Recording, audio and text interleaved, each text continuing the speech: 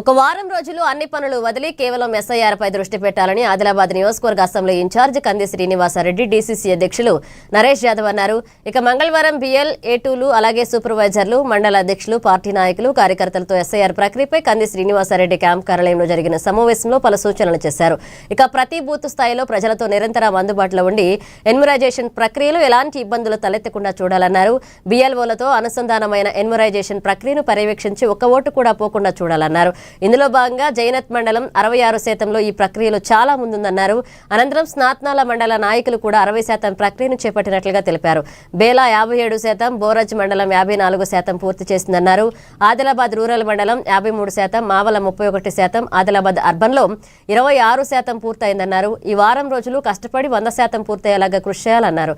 ఇక గడువులోగా ఎస్ఐఆర్ ప్రక్రియలో ఫారాలు నింపకపోతే ఓటు పోయే ప్రమాదం ఉందని కంది శ్రీనివాసరెడ్డి హెచ్చరించారు. బిఎల్ఏలు మండల అధ్యక్షులు మన అనుకూల ఓటు ఒక్కటి కూడా పోకుండా జాగ్రత్త వహించాలన్నారు. బతికున్న ప్రతి ఓటరు యొక్క ఎన్యుమరైజేషన్ ఫామ్ నింపేలా తగు జాగ్రత్తలు వహించాలన్నారు. ఎస్ఐఆర్ ఎన్యుమరైజేషన్ ప్రక్రియ కాంగ్రెస్ పార్టీ నాయకులు అత్యంత బాధ్యతతో చేపట్టాలని డీసీసీ అధ్యక్షులు నరేష్ యాదవ్ అన్నారు.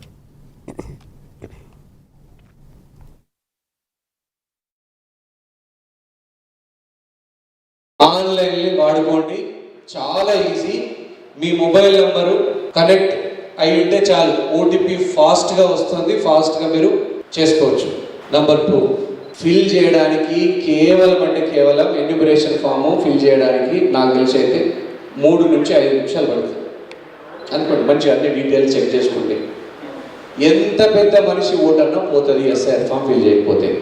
141లో 22%, 140లో 25%, 24%, 143, 144లో 23%, చాలా తక్కువ. అంటే యావరేజ్గా మనకి మొత్తం అసెంబ్లీ నియోజకవర్గంలో 44% అయితే 165 పోలింగ్ స్టేషన్ ఇక్కడ ఉన్నారు చాలామంది.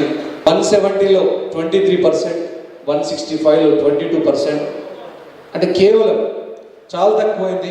193లో 24%, 244లో 23%, 248 పోలింగ్ స్టేషన్లో 25%. ఇవన్నీ చాలా తక్కువ ఉన్నవి. ఇందులో చాలామంది సూపర్వైజర్లు, డిఫీటెడ్ అంటే కంటెస్టెడ్ కౌన్సిలర్స్ అందరు ఉన్నారు కాబట్టి 282లో 26%, అన్ని బిలో 20 అని వారు పెట్టడం జరిగింది. మొత్తం 44% కంప్లీట్ అయింది. మీకు ఇక్కడ సూపర్ టాప్ మన ఆదిలాబాద్ అసెంబ్లీ కాన్స్టిట్యున్సీ మట్టుకు విన్నర్ చేయండి జైనర్ 66%, 66% అయిపోయింది. एंड सेकंड हाईएस्ट कौन सा मंडल है हमारा? साधनाला 60% है साधनाला.